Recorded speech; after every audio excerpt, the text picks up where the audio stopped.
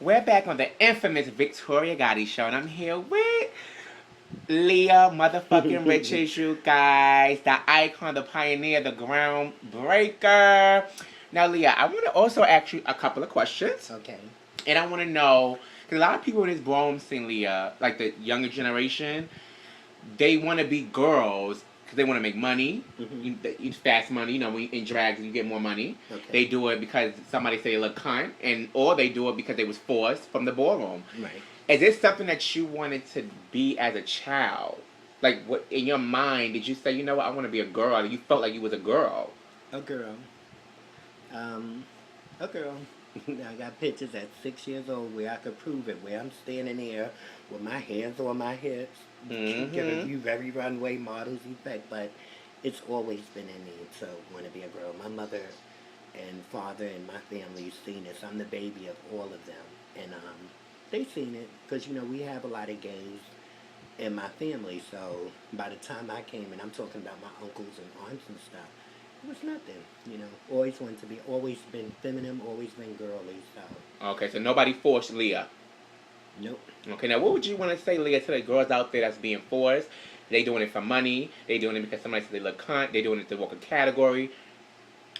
I mean, if you're gonna keep it in the entertainment aspect, like if you just dressing up just to go to the ball, walk the category, that's cute. Mm-hmm. But just to do it to make money out on the strolls, you really got to know a stroll. Because, I did all of that back then. You have to know a stroll before someone puts you out there because you might never come back home. Oh, that's I've true. seen girls that were 16, they never made it to the age of 20, being influenced by bad people. Um, and they have to take their time, especially with surgeries and choices. Remember, choices. You want to make the right choices. And I made the right choice where I should have stayed where I was Mm-hmm. and left it at that. But some girls just keep going on, or they take advice from other people. Girl, you should get your cheeks pumped a little more, or you should get more ass, or you could get more, you know, butt and this, that, and that. It's not worth it because remember, you got to get old. So you're gonna have to eventually carry this silicone around, and they could get it out your face and stuff, and maybe out your breast, but getting it out your hips and your ass, that's gonna be hard. So you have to make wise decisions. A man's gonna love you regardless, because for every individual in this world, there's your equal. Right. So all men don't live for big booty chicks. All men don't live for girls with hips. Men don't live for girls with tits. So stop following those stereotypes because some of the young girls follow that. Oh well, a trade they live for big butts. Where can I get my butt pumped? Where can I? Why? Why do it? Don't do it for that. Create your beauty. Right. It starts with you because once you look in that mirror, it's you that's gonna like what you created. Mm-hmm. Don't do it because of what someone else created and then you start to regret it. So all I could tell the young girls is to stay in school, Mm-hmm. get your education so you could get out in the workplace and you could blend in, you could get your work done and you could blend into society and the responsibilities of being productive in your life because a stroll, making coins, being an escort. What's gonna happen when you turn 60 or 62, and Or now even 50. right, or you got it, or something happens to you medically that now you got to collect Social Security. You never put much in, so you're Right. not gonna get much out. For the Mm-hmm. girls who do know about what you put into the Social Security taxes that you pay into that, so then you'll know what you'll be getting when you get older, and Right. and just try to be more successful, but do it the right way. Speaking of the workplace, Leah is a manager. You work a 9 to 5 in real society. Yes. Yes.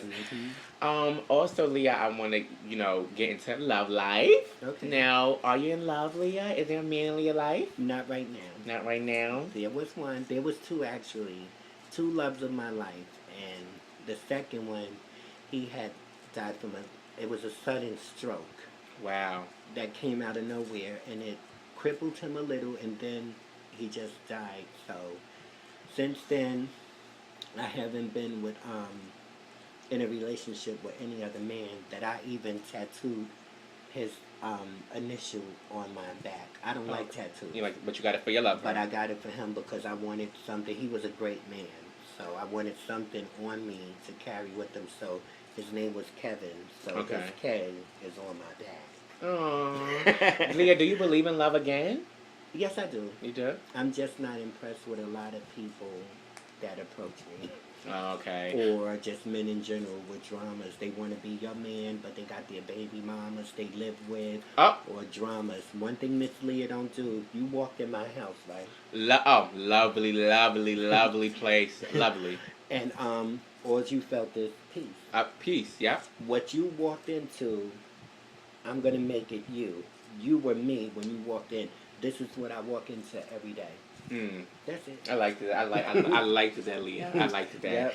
Now, Leah, also, do you believe in like the butch queens dating the femme queens? That's a little topic. How do you feel about that? That's going on in that's the new era now.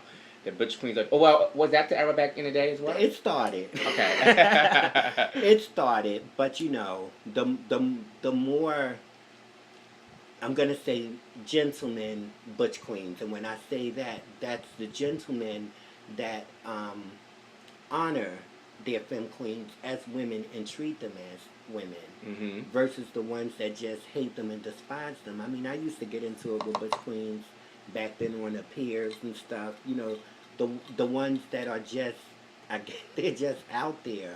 You know, they want to read the girls and, oh, Miss Thing, it's 4:30 in the morning. The sun would be up at 6, and we used to sit there on that pier till 12 noon. So, I used to do that too. Like, when I was 16, 17, right. 18 so with my girlfriend. And the shade was we supposed to leave before the sun come up. Right. But we sat out there till 12 noon. So just having fun, Ken. Right. The sun is here, girl. I'm still here. Right. Ain't go home yet. So, you know, just stupid stuff like that. And the whole thing is, like with one person I really had a bad incident on that note with, and it, like, I don't like to be mean or shady, but that person just brought me there. God bless that child's soul, because I know she had passed away. And you know, I'm sorry for everything I said to you, but she had it coming. Right. And you cannot just keep going around picking on femme queens, because the one thing that we are doing, as feminine as we feel in the inside, we're living it. Right. We are living our truth. I felt cunty, I felt feminine, I felt like a girl, I had girly ways, girly habits. Now there's some butch queens that don't want to go to that extent.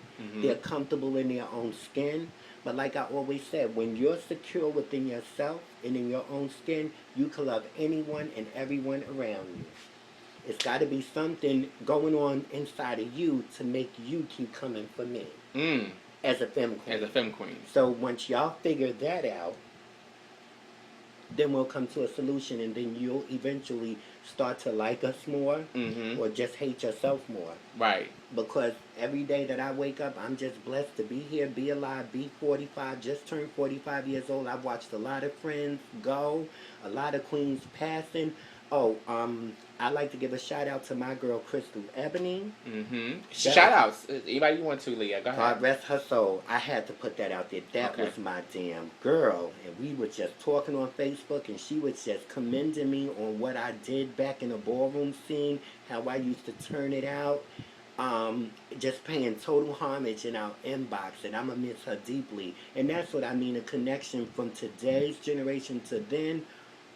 When you see someone like I saw at Watch the Throne, Whitney, Sanaya, Letitia, Tony Revlon, James Icon, to see these persons, you could hug a person, but then you could hug a person. That's true. It just felt so good, and you feel it. You could tell I miss you. I miss our area.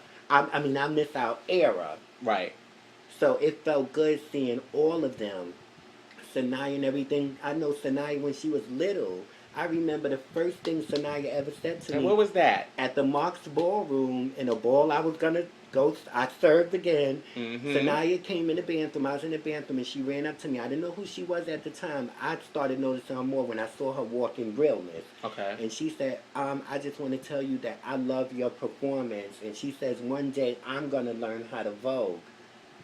And look, She's the sinister. So this is what I mean by eras, because people be like, "Oh, you just legendary, honey." I'm past legendary. A pioneer. If the girls like Sanaya, Christina, Ashley, and these girls are icon, then I'm way up there because I was legendary with before they even came out. Right. They weren't even here to Vogue yet. Right. And that was my first encounter with Sanaya. When I hugged her at this ball, Mm-hmm. you can feel that. She always lived for me, but she was always truthful about it.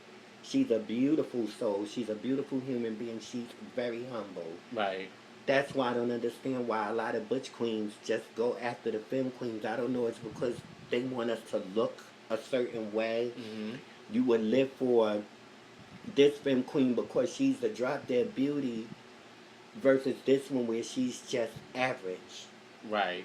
But we're just human. We're all the same thing. I understand we're femme queens, transsexuals, and they're or you guys are gay men, but we're still a family.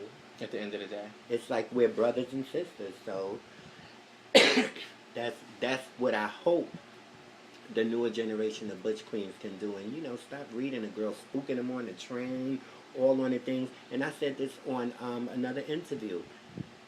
I watched some butch queen trade up. Mm-hmm. I mean, act like trade. Act like a boy. To sit with other guys, other trade. And these little femme queens came on. You could tell they was young and just starting out. Sitting there minding their business. The butch queen clocked the girls to the other butch queens. Now, this is my theory.